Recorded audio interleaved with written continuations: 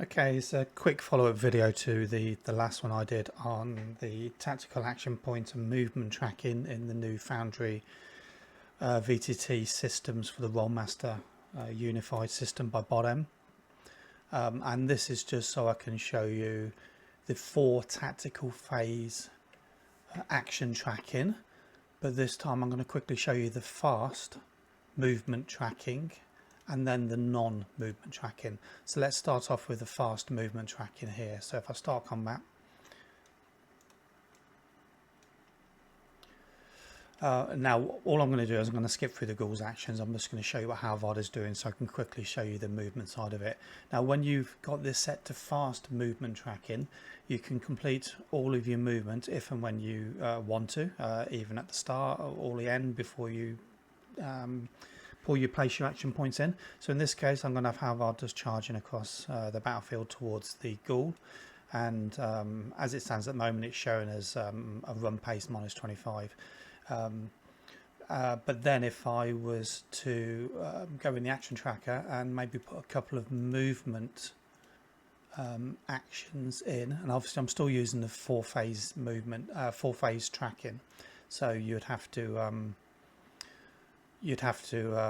do all of the action selection within the phases like you would under the system I showed in the previous video.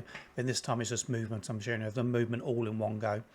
And then so when we get to Halvard's 3rd phase, what I'm going to do is just show the movement is complete and then do 2 phases of attack. So again we've got 2 phases of attack, which is at -50. So now if I target the Ghoul and I make that attack, what you can see is where you have the movement showing as run -25 on the action HUD and the movement HUD, because I've used 2 AP of movement, it's actually shown as -50 for 2 AP less than normal, and instead of being a run pace while acting, it's automatically selected it as a walk pace. So what the system has done, what Bob has coded the system here to do, is it will look at what actions you have selected for the duration of the round over the 4 phases, whether it be movements or full actions, attacks or whatever else, spellcasting, and then it will calculate the perceived AP cost if you've used AP movement and pace penalty, take into account all the actions you've used. So in other words, you can do the movement all at the same time. You don't have to split the movement between phases, and then the actions you choose will dictate what AP spend and pace penalty you have. And as you can see, it's added the charge on like it normally would. So that is the fast movement action. So what I'm going to do is I'm going to quickly end this combat. So what I'm going to do is start a new combat, and instead of using the fast combat I'm going to use none. So this is going to track no movement when it comes down to movement penalties, etc. I'm still using the 4-phase combat. So when we start combat with that one,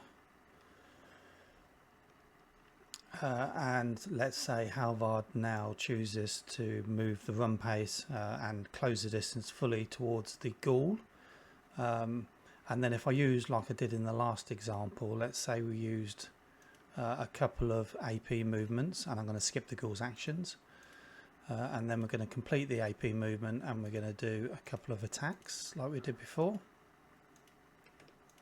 and then when I come to target the Ghoul and attack, you'll see what it's done is it's taken the 2 APs off for the 2 AP movement actions, but it hasn't calculated the pace penalty for the movement I've done while acting. Now, using fast movement, if you're splitting your movement between AP movement and melee, it's a little bit harder to determine what your pace penalty is going to be. So let's for example end this round and start a new round, and I'm just going to teleport Halvard back just so I've got the movement in place. And by the way, if you right click on a card, you've got the option to clear movement history. So what I'm going to do is I'm going to do Halvard's again full movement. Okay, I've gone a bit too far, but let's just show you anyway. So he can't go any faster than a run pace, by the way, Halvard, because because of encumbrance and armor, his encumbrance penalty, because he's wearing heavy armor and whatever else, is actually reduced his maximum pace to run. So that's why he can't go any faster than that. But in this case, in fact, let's move the ghoul a little bit closer just so we can attack him. So if I was to put a full melee attack action in, let's just get to the point where we're in the last phase, and now I target the ghoul and do the attack. What you'll see is, even though we've gone at a run pace, which should be at -75 minus his footwork skill, it's not added on any pace penalty in here because I've got this set to none. So in that case, you'd have to go on, you'd have to look what his footwork skill was, and in this case it's 50. So instead of being -75 for run, it'd be -25. So I'd have to manually put the run in -25. In fact, it takes off his footwork. So then you can just make that determination of the penalty and do the movement, or whenever you wish to do the movement.